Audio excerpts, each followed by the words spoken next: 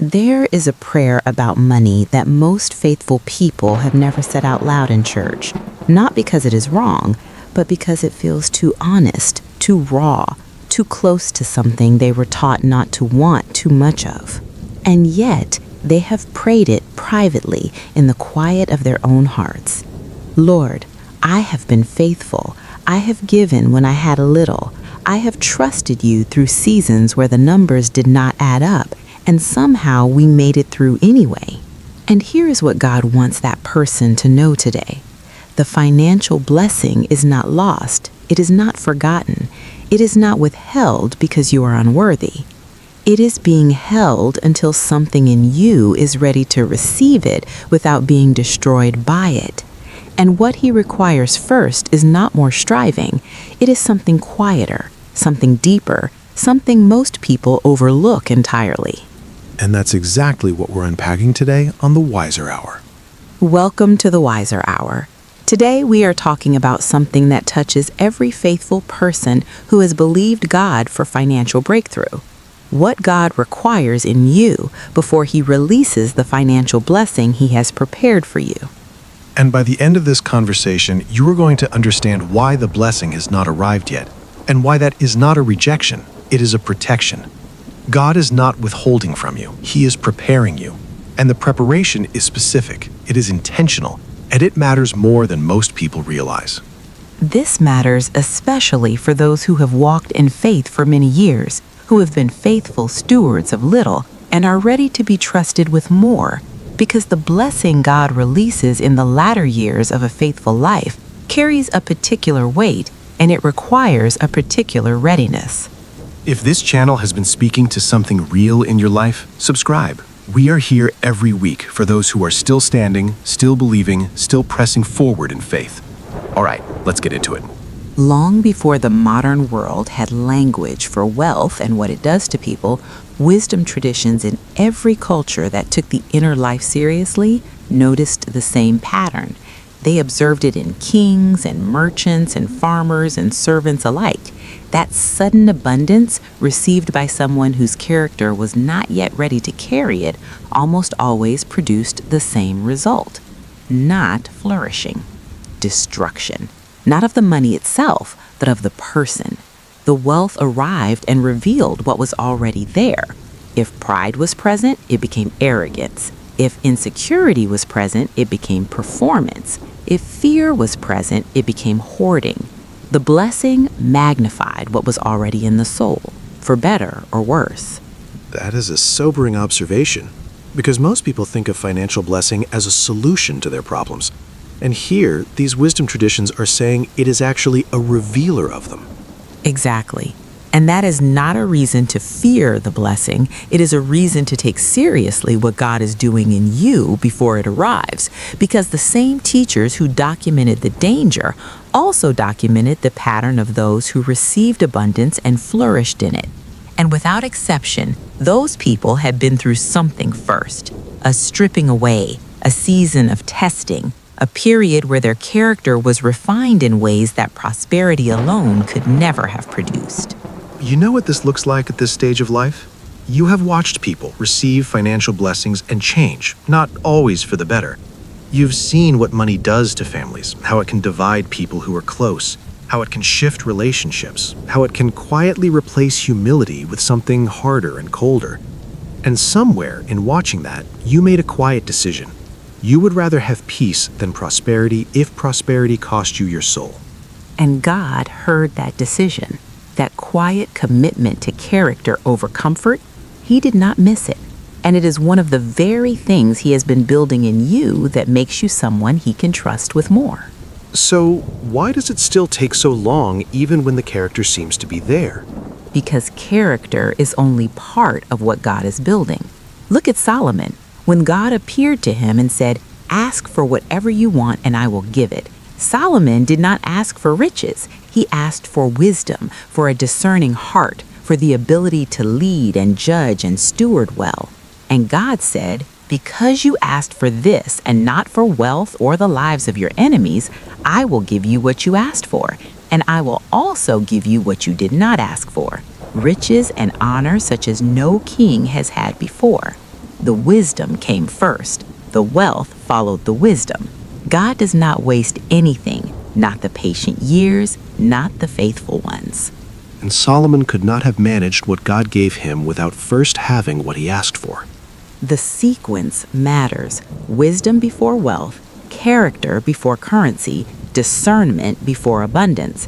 That sequence is not arbitrary. It is protection. And so, what does the deeper truth of Scripture and human wisdom tell us God is specifically building in the chosen ones before the financial door opens? That is exactly what I've been waiting to get into.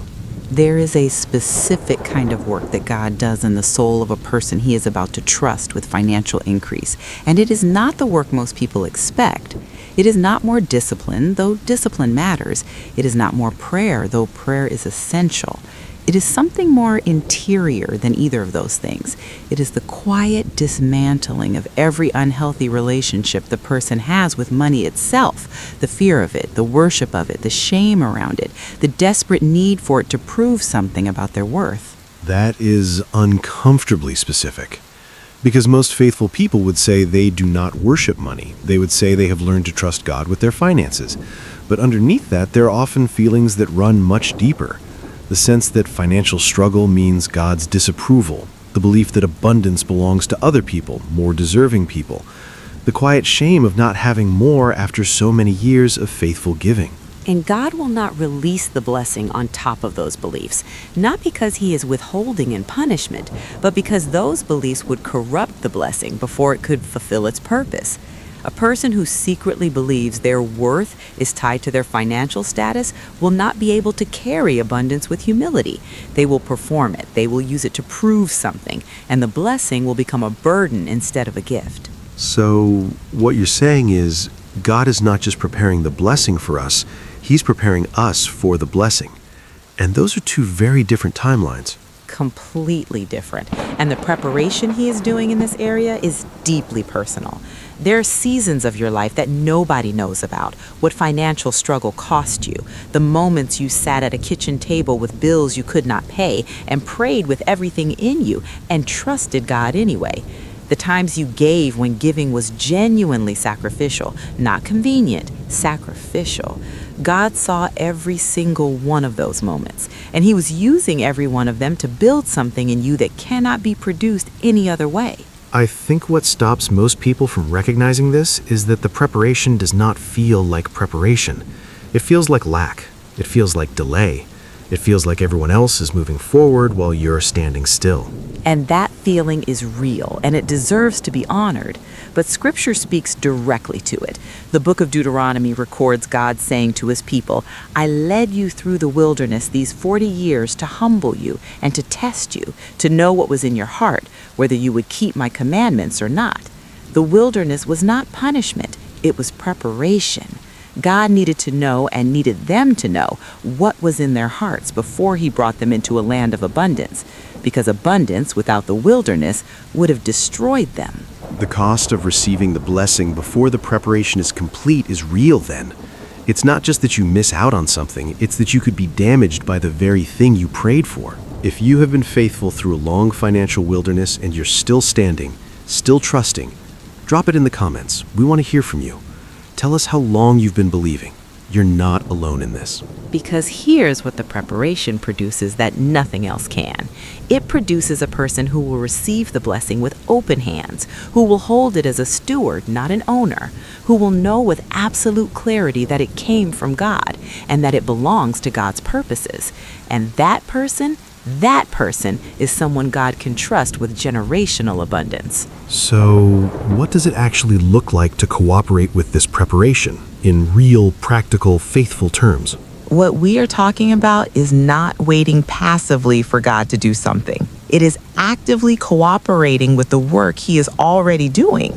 And that cooperation requires 3 specific things that most people either overlook or resist because none of them feel like financial strategy. They feel like spiritual practice. And that is exactly what they are.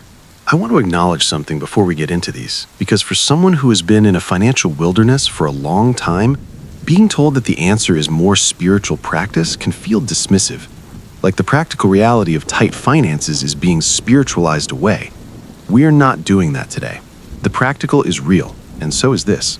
The first thing God requires is the surrender of the timeline. This is the hardest one, because the timeline is the thing we grip the tightest. We have prayed for long enough. We have been faithful for long enough. We have waited for long enough. And every one of those statements may be completely true, and still the timeline belongs to God. Abraham waited decades for the promise. Joseph waited over 13 years from the pit to the palace. The moment you release the timeline, truly release it, not just say the words, but genuinely open your hands around it, something shifts in the spirit. Not because God was waiting for a magic phrase, but because the releasing of the timeline is evidence that you trust the character of God more than you trust your own calculation of what you deserve and when. That one is harder than it sounds, because releasing the timeline can feel like giving up. And there's a very fine line between surrender and resignation. There is. And the difference is in the heart underneath. Resignation says, it is never coming, so I will stop expecting. Surrender says, it is coming in God's time, and I trust that more than my own. One closes the hand, the other opens it. The second thing God requires is the protection of what He has already given. Most people who are believing for more have not fully honored what they already have, not out of ingratitude, out of focus. All of their spiritual energy is pointed toward what has not yet arrived, and God is asking, be faithful with what is in your hand right now. Whatever you've been given, however small it feels, steward it as though it is sacred, because it is. Luke 16 says that whoever is faithful with very little will be faithful with much. That faithfulness with little is not a prerequisite God invented to be difficult. It is the very thing that builds the capacity to manage more. That is the one I think most people skip, because it requires shifting your attention from what you do not have to what you do have. And that shift is genuinely difficult when the need feels urgent. The third thing God requires is the silence about what He is building. This one is practical as much as it is spiritual. There are things God is preparing in your financial life right now. Doors aligning, connections being positioned, opportunities being arranged that are still in the seed stage. And seeds that are dug up and shown to everyone before they have taken root do not grow. Jesus Himself said not to cast pearls before swine, not to expose what is sacred to environments that cannot honor it. What God is building in your financial future needs to be protected in prayer, not announced in conversation. I know people who have lost blessings by speaking about them too early, not because of bad intentions, because of excitement. Because the need for someone else to believe in what God was doing was stronger than the wisdom to hold it quietly. And God is building in you the wisdom to hold things quietly, to move without announcing, to trust without needing external validation, because the blessing He is releasing into your latter years is not for performance, it's for purpose. And purpose doesn't need an audience while it is still being formed. Worm. This week, one practice. Find one area of your financial life where you have been a faithful steward, however small, and thank God for it specifically and deliberately, not as a formula, as a genuine act of honoring what He has already placed in your hands. And then release the timeline, just for today. Okay, let's bring it all together. Here is the deepest truth this entire conversation has been building toward. God does not release financial blessing into hands that are clenched. He releases it into hands that are open. Hands that have learned through long seasons of faithful waiting that what He gives is not ours to possess, but ours to steward. And the chosen ones who receive abundance in their latter years are not the ones who wanted it most or prayed for it most urgently. They are the ones who became, through the long preparation, people who could carry it without being changed by it in the wrong direction. God does not waste anything. Not the tight years, not the faithful ones, not a single season of trusting Him with less than you needed. What shifted for me in this conversation is the understanding that every year I have been faithful with little has not been a wasted year. It has been a building year. And that reframe changes how I look back at the hard seasons. They were not detours from the blessing. They were the construction of the person who could receive it. Regardless of how long the financial wilderness has lasted in your life, regardless of how many times you have given in faith and waited and given again, regardless of what it has cost you to remain generous and trusting through seasons that did not seem to reward either, God has seen every single moment of it. He has not looked away, He has not forgotten the prayer, He has not moved on. If you have been believing God for financial breakthrough for so long that the believing has become its own kind of discipline, this is for you. You are not waiting in vain.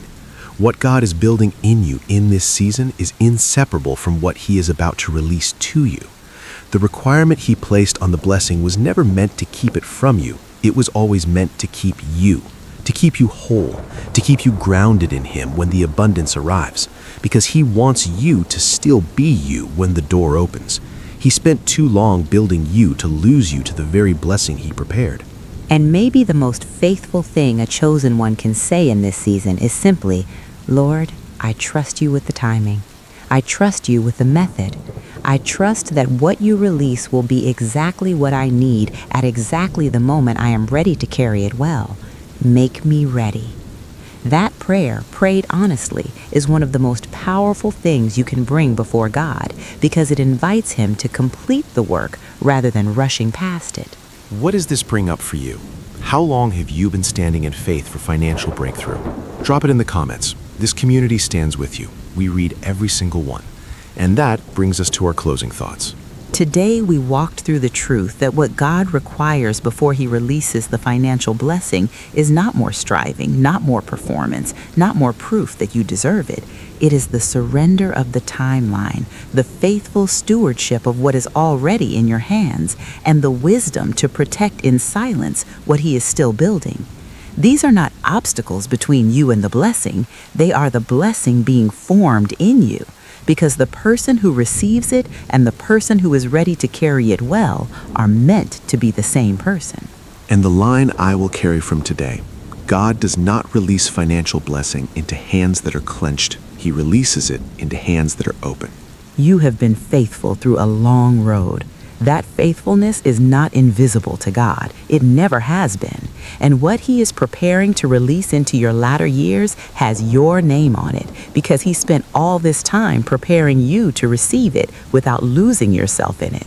If this conversation touched something real in you today, please subscribe and share it with someone who is still standing in faith for financial breakthrough. They need to hear this. Leave a comment and tell us what you are still believing for. We are standing with you. Next time, we're going to talk about one of the most quietly painful experiences in a faithful life: what to do when the people closest to you cannot see what God is building in you, how to love them well without letting their unbelief become your ceiling. Until next time, keep questioning, keep growing.